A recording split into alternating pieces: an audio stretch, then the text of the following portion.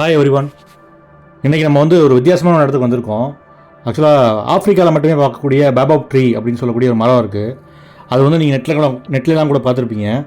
நிறையா தண்ணியை ஸ்டோர் பண்ணி வச்சுக்கிறோம். ரொம்ப வருஷம் வளரக்கூடிய ஒரு மரம். அந்த மாதிரி ஒரு மரம் தமிழ்நாட்டில் ஒரு சில இடங்களில் மட்டும்தான் இருக்குது. அதுவும் நல்லா பசுமையாக இருக்கக்கூடிய ஒரே ஒரு மரம் தான் இருக்குதுன்னு சொன்னாங்க. அந்த மரம் பார்த்திபனூர் பக்கத்தில் இருக்குது அப்படின்னு நான் கேள்விப்பட்டேன். ஸோ அதை பக்கத்தான் இன்றைக்கி வந்திருக்கேன். அதை பற்றின தகவல்களை இன்றைக்கி பார்ப்போம் வாங்க.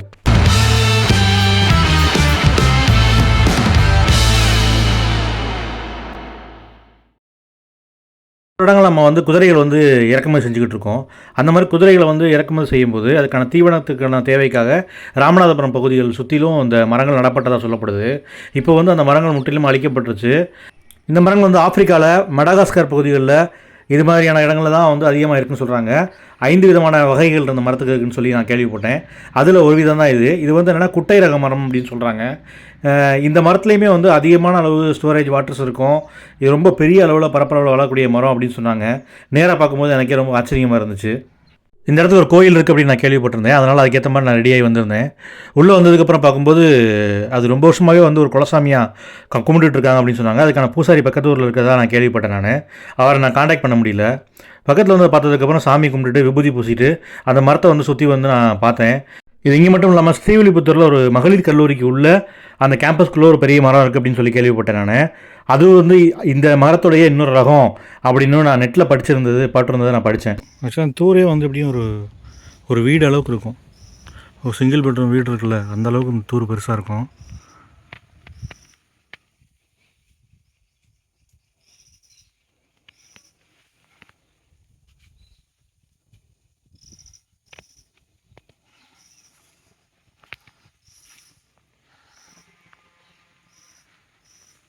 நான் ஆன்லைனில் பார்க்கும்போது இந்த மரம் இலையெல்லாம் இல்லாமல் ஒரு மாதிரி பட்டு போன மாதிரி தான் இருந்துச்சு. சரி, ஓகே, இதோட காய்க்கிற டியூரேஷன்லாம் முடிஞ்சிச்சுன்னு நினச்சேன் நான். ஆனால் இங்கே பார்த்தா நல்லா பசுமையாக இருக்குது. ஆக்சுவலாக ஒருவேளை வெயில் காலத்தில் இலையெல்லாம் உதறதுக்கு வாய்ப்பு இருக்கும்னு நினைக்கிறேன்.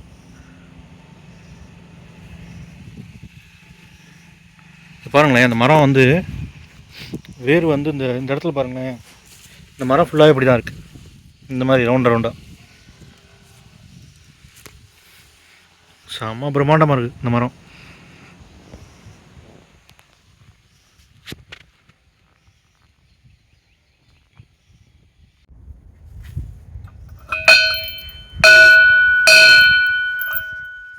தூர் பாருங்களேன், வீட்டோட சவுறு மாதிரி எவ்வளோ பெருசாக இருக்குது. எப்படி இந்த கிளை உடஞ்சிருக்குன்னு நினைக்கிறேன். இது அப்படியே ஒரு மாதிரி இதோட முடிஞ்சிருச்சு. இந்த பக்கம் வந்தோன்னா இது இன்னொரு மரம் மாதிரி இருக்குது. ஆனால் ஒரே மரம் தான் இது. ஒரே மரம். அந்த ஒரே மரத்துலேயே பிரான்ச் 2 பிரான்ச் அப்படியே வந்திருக்கு.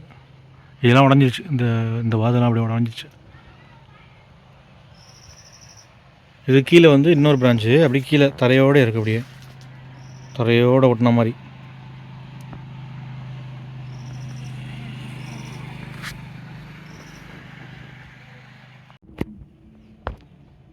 இந்த மரத்தில் பார்த்தோம்னா இந்த மாதிரி இருக்குது. முட்டையாக இருக்குது அந்த மரத்தில்.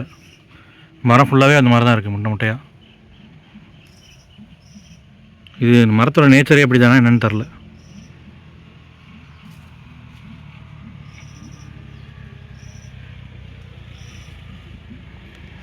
இது கீழே ஒரு சாமி வச்சுருக்காங்க. இது ஒரு அம்மன் சிலை மாதிரி இருக்குது. கீழே குங்குமம் அதெல்லாம் வச்சுருக்காங்க. அதுக்கப்புறம் அப்படியே உள்ளே பார்த்திங்கன்னா இங்கேயும் ஒரு லட்சுமி உள்ளே இருக்குதுன்னு நினைக்கிறேன். இது கோயில் கட்டியிருக்கிறதுனால தான் அந்த மரம் இன்னும் அப்படியே இருக்குது. ஆக்சுவலாக பக்கத்தில் மானாமதுரையில் இன்னொரு மரம் இருந்துச்சு அப்படின்னாங்க. அது செதஞ்சிருச்சான். மானாமதுரையில் ஒரு மரம் இருந்துச்சு, அதுக்கப்புறம் அந்த மரம் இருந்துச்சு அப்படின்னு சொன்னாங்க. அது செதஞ்சிருச்சு. இது கோயில் பொங்கல்லாம் வைப்பாங்களாம். பாருங்களேன், அடுப்பில் இருக்கா, பொங்கல்லாம் வைப்பாங்க அப்படின்னு சொன்னாங்க. நேற்று முந்தா நேற்று தான் வச்சுருக்காங்கன்னு நினைக்கிறேன். இந்த மரம்லாம் கட்டெல்லாம் உடச்சி போட்டிருக்காங்க. ஸோ பொங்கல் வச்சு சாமி கும்பிட்டுருக்காங்க. இன்றைக்கி ஆளுங்க வந்தாங்கன்னா கரெக்டாக இருக்கும். இந்த பூசாரி இங்கே இருக்காங்கன்னு கேட்டேன் ஒரு அண்ணன்ட்ட. அவங்க சொன்னாங்க, இவங்க பக்கத்தில் ஒரு ஊர் இருக்குது, இந்த கிராமத்தில் தான் இந்த கோயிலுக்கு சொந்தமானவங்களாம் இருக்காங்க, அவங்கள்ட்ட கேட்டிங்கன்னா அந்த டீட்டெயில் தெரியும் அப்படின்னு சொன்னாங்க. அது போகணும்னா பக்கத்தில் ஒரு 7 கிலோமீட்டர் போகணுமா. ஆட்டோ ஏதாவது போச்சுன்னா அப்படி பிடிச்சி அங்கே போய் எங்கள் டீட்டெயிலாம் கேட்டு பார்க்கலாம். இந்த இலையை பாருங்களேன், மரத்தோட இலை. இது பார்க்குறதுக்கு நாவல் மரம் இருக்குல்ல, நாவல் மரத்தோட இலை மாதிரியே இருக்குது. நாவல் மரம் இலை எப்படி இருக்கும் அதே மாதிரி இருக்குது எக்ஸாக்டாக. நீளமாக அந்த மாதிரி இருக்குது. ஆனால் கொஞ்சம் தள்ளி இருந்து பார்த்தோன்னா மாமரம் மாதிரி இருக்கும் இந்த இலை. இது வந்து பூ பூக்குமா காய் காய்க்குமான்னு எனக்கு தெரில. ஏன்னா எப்படி இதோட விதை ஏதாவது இருந்துச்சுன்னா வேறு எங்கேயாவது நம்ம யூஸ் பண்ணி வளர வைக்கலாம். ஆனால் எங்கேயுமே விதையோ காயோ எங்கேயுமே பார்க்கல நான். இது வந்து இந்த மரத்தோட பின்பக்கம். இது பாருங்களேன், இதுதான் வந்து இந்த தூரோட எக்ஸாக்ட் சைஸு. ஆக்சுவலாக இது பார்த்தீங்கன்னா எப்படி ஒரு 6-7 ஒரு 10 பேர் நிற்கலாம் வரிசையாக. நின்னோம்னா அந்த கவர் பண்ணலாம். எவ்வளோ பெருசாக இருக்குது பாருங்கள். சரியான பெரிய மரம் அது. இது ஹைட்டு வந்து ரொம்ப கம்மியாக தான் இருக்குது. ஆனால் வந்து வித்து தான் வந்து ரொம்ப அதிகம். வளர வளர இதோட தூர் தான் வந்து ரொம்ப அதிகமாக பெருசாக வந்துக்கிட்டே இருக்குன்னு நினைக்கிறேன். இது பாருங்களேன் இப்படி இருக்காப்புல. இதோட வாதெல்லாம் வந்து சைடில் தான் அப்படி வளருது. கீழ் நோக்கி தான் வளருது மோஸ்ட்லி. சைடில் அப்படியே கீழ் நோக்கி தான் வளருது.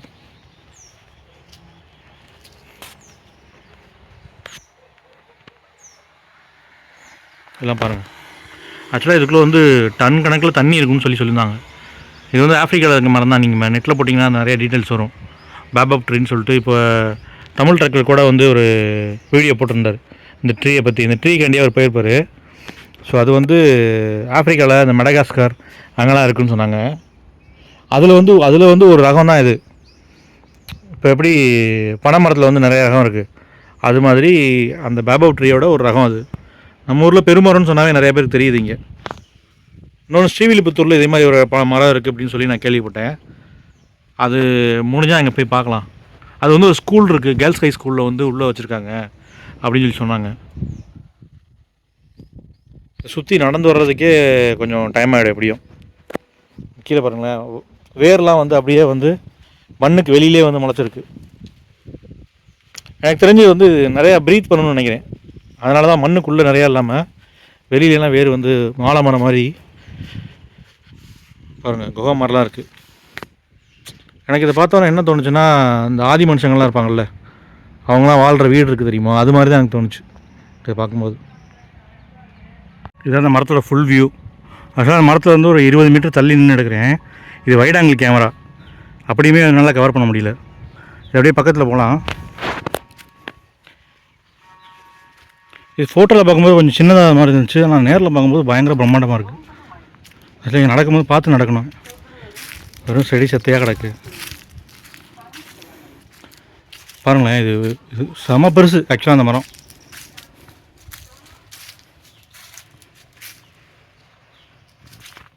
உள்ளே பார்த்திங்கன்னா அந்த பாம்பரணை, பள்ளி இதெல்லாம் நிறையா இருக்குது. இது பக்கத்தில் போகிறது ரிஸ்க்கு தான். மழை பெஞ்சுன்னா இங்கே தண்ணி தேங்கி இருக்குன்னு நினைக்கிறேன். ஈரமாக இருக்குது உள்ளே ஃபுல்லாக தண்ணி தேங்கியிருக்கும். பாருங்க சரியான பெருசு அந்த மரம். அந்த மரம் ஃபுல்லாக அப்படியே அந்த முட்டையாக இருக்குது. அந்த மரத்தில் முட்டையாக இருக்குது. அது மாதிரி கொப்பளம் அந்த மாதிரி இருக்குது மரத்தில் ஃபுல்லாகவே. டாப்லேருந்து பாட்டம் வரைக்கும் அந்த மாதிரி இருக்குது. எனக்கு என்ன பெரிய ஆச்சரியமான விஷயம்னா, இது வந்து இவ்வளோ இலையோட பூத்து நல்லா பச்சையாக இருக்குது. நெட்டில் நான் பார்க்கும்போது இந்த மாதிரி இல்லை, செம்மையாக இருக்குது மரம். இது காய்க்குமா என்னன்னு தெரில. இதை பற்றி கேட்கலாம் அப்படின்னா இங்கே யாருமே கிடையாது, ஆளுங்க யாருமே வரல. கொஞ்சம் நேரம் வெயிட் பண்ணி பார்ப்போம், ஆளுங்க யாராவது வந்தாங்கன்னா கேட்போம் இதை பற்றி. ஏன்னா அது வில்லேஜ். ஆக்சுவலாக இந்த பக்கம் ரோடு இருக்குது இல்லையா, இது வந்து வில்லேஜ் ரோடு. இந்த பக்கம் குடம் எடுத்துகிட்டு போகிறாங்க நிறைய பேர் தண்ணி பிடிக்கிறதுக்கு. ஆப்வியஸாக ராமநாதபுரத்தில் வந்து தண்ணி பிரச்சனை அதிகமாக இருக்கும். நிறைய பேர் இந்த பக்கம் போகிறவங்களாம் மோஸ்ட்லி குடம் எடுத்துகிட்டு தண்ணி பிடிக்க போகிறாங்க.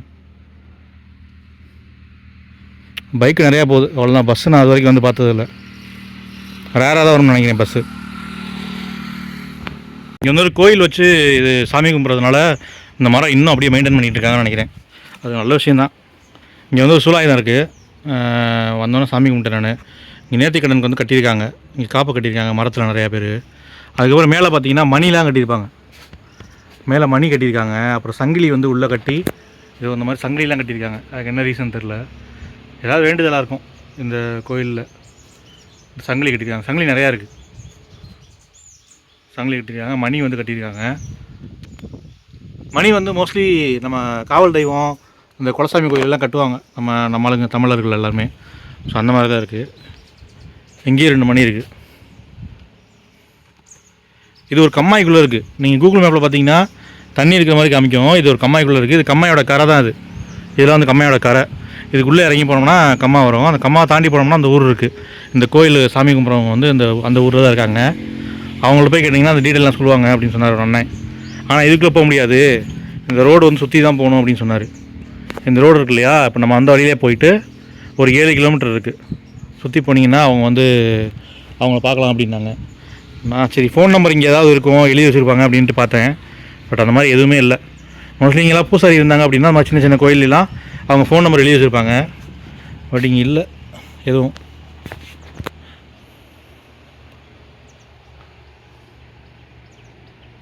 இப்போலாம் கம்மியாகிடுச்சு இந்த பக்கம்லாம் பனை மரம்லாம். நிறையா வெட்டிட்டாங்கன்னு நினைக்கிறேன். ராமநாதபுரத்துலாம் பனை மரம் தான் அதிகமாக இருக்கும் மோஸ்ட்லி.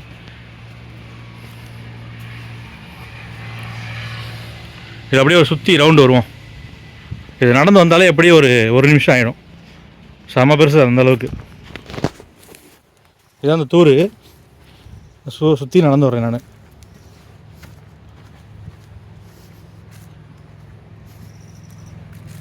அப்படியே கோயில் சுற்றுப்புற மாதிரி பெருசாக இருக்குது. இப்போ இந்த மரம் குறுக்கால இருக்கிறதுனால நம்ம சுற்றி வர வேண்டியதாக இருக்குது கொஞ்சம்.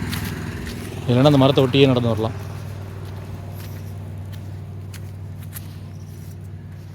கீழே வந்து எறும்பு புத்து இங்கே நிறையா இருக்குது. எறும்பு புத்து மண் எக்கச்சக்கமாக இருக்குது. இப்போ இந்த மரத்தை சுற்றியாச்சா, சுற்றிட்டு அப்படியே இங்கே நடந்து வந்தோன்னா அந்த கோயில் வந்துடும். அந்த கோயில் ஆக்சுவலாக இது வந்து வேறு கிடையாது. இந்த வாது வந்து முளைச்சி வந்துச்சு இல்லையா, அது அப்படி தரையோடு மோதிடுச்சு. அதனால் கீழே வந்து வெட்டிட்டாங்கன்னு நினைக்கிறேன்.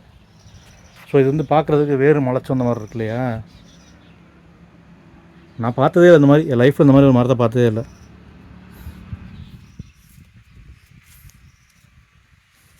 மரத்துக்கு கீழே ஒரு சாமி இருக்குது, சாமி வச்சுருக்காங்க. இதுக்குள்ளே குகை மாதிரி இருக்குது. அந்த சைடு போகலான்னு நினைக்கிறேன். இதுக்குள்ளே போனால் அந்த சைடு போகலாம். குகை மாதிரி இருக்குது. அப்புறம் இங்கே விபூதி வச்சுருக்காங்க.